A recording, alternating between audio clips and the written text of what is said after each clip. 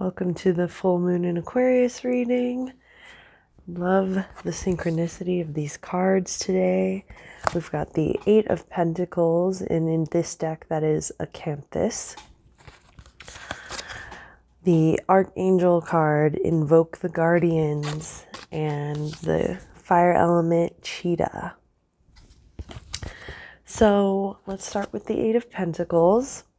So Pentacles being the earth element, and acanthus being this really amazing plant that has been used for millennia in many a sculpture, usually at the tops of columns and on buildings and ornate things.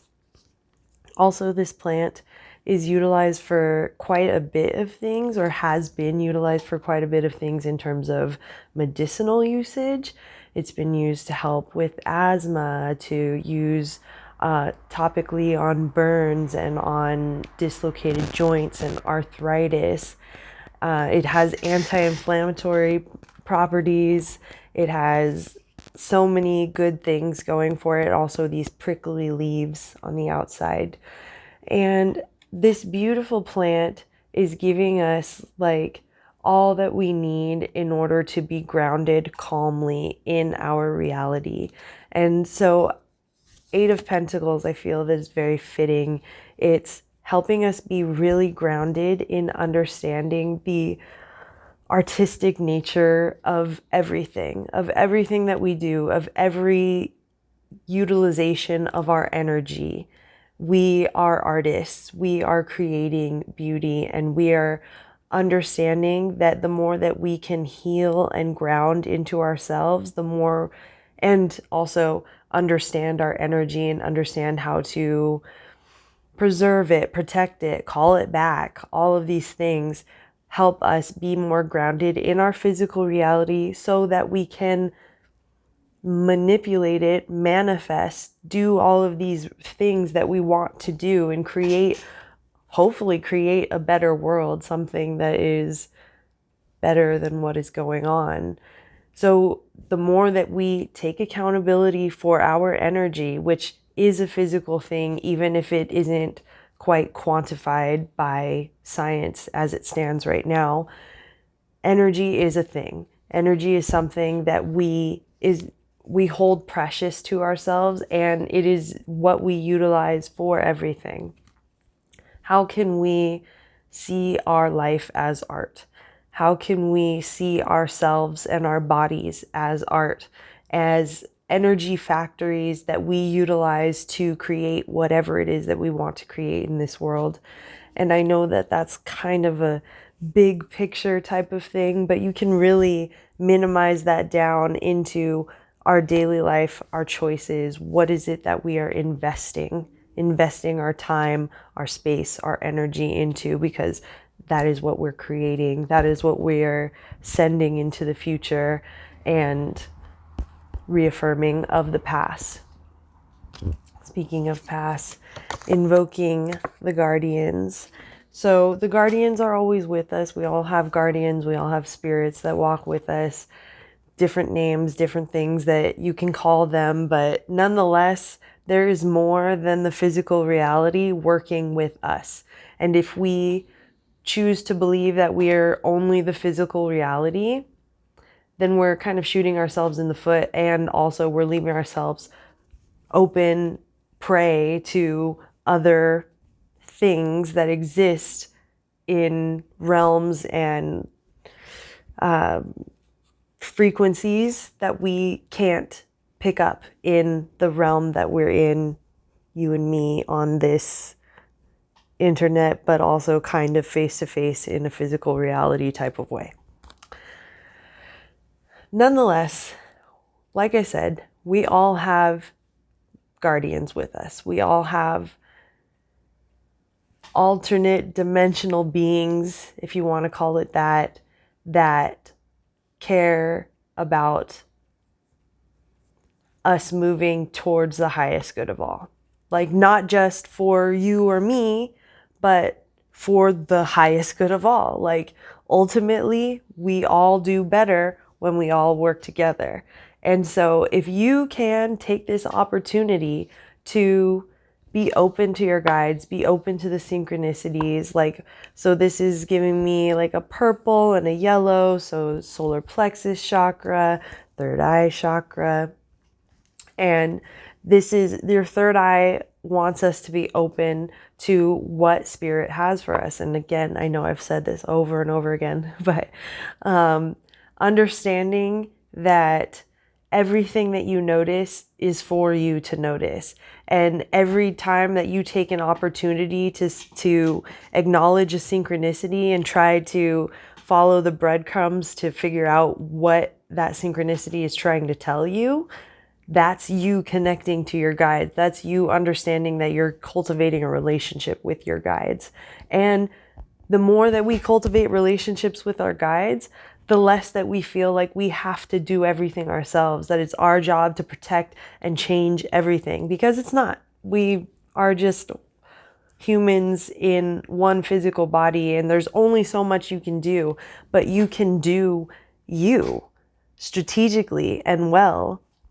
And that's where the cheetah comes in. So the cheetah card, these animals are phenomenal. They have enlarged hearts, they have enlarged lungs, they have super elastic, long, elongated spines. They're perfectly created for what they do, which is an ability to go, I think, 0 to 40 within seconds, and they can get up to speeds of 60 miles per hour. That's basically a rocket ship for animals. And so, and also they go in a straight direction. So the deer can kind of sideswipe them by jumping back and forth. But the cheetah, if it gets you in that line of sight, like, you're down. And so the energy of this card, of this animal, is giving us the opportunity to understand that we need to push forward on whatever it is that we feel called to push forward on, that now is the time to act, that there's no need for hesitation at this moment. Ultimately, hesitation won't get you the kill. It's not going to get you the food that you need, the hunt that you're on. So we're all doing something with our life. We all have some kind of purpose here, whatever that is, as simple or as immense as that is. Ultimately, we can simplify it. We can just focus, and we can choose to direct our energy. Fire is giving us the energy of biology, of movement, of source and spirit. The cheetah wants us to act, wants us to move forward, wants us to know that we have something purposeful to do in this world, and we can do it. And we are more supported now than maybe ever before. We've got our guides, we've got lots of people who are really into even the idea of having guidance and being willing to be open to it. And we're not just running around killing people for that anymore. And so we have this opportunity to really stand in our power. And our power is understanding that we're not alone. It's understanding that we have backup, that we can relinquish some of the immense responsibility of changing the world.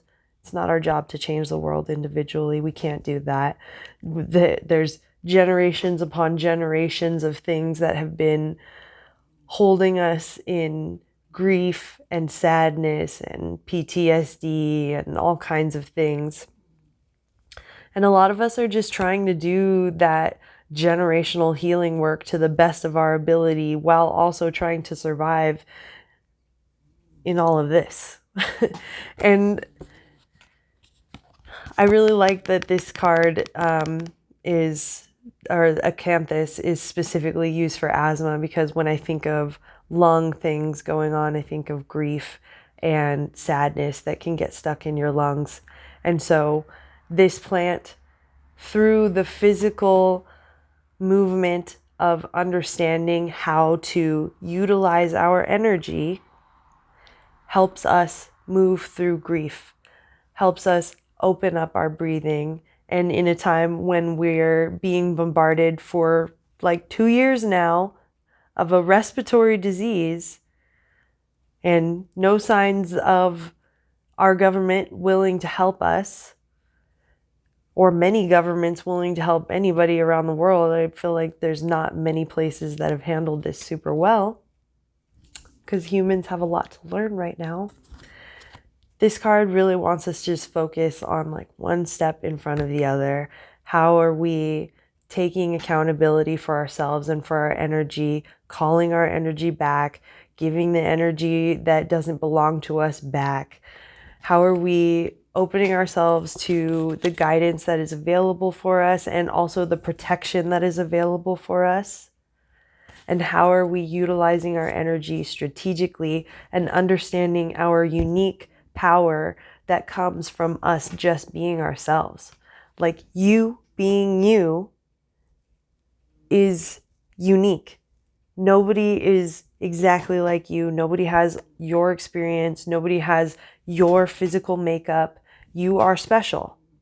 So, what is your speciality? What is it that you feel called to do? What do you want to invest your energy into? Do you know where you're investing your energy into? We got to learn. And so Aquarius full moon with a Leo sun. So it's really standing in knowing that we are powerful, knowing that we are all energy emitters, that we are connected to each other, and knowing that the time for the revolution is already upon us. It's been upon us. The revolution is happening in waves upon waves all over the place. And all we have to do is like get in with the tides. So best of luck, and I'll see you on the next moon cycle.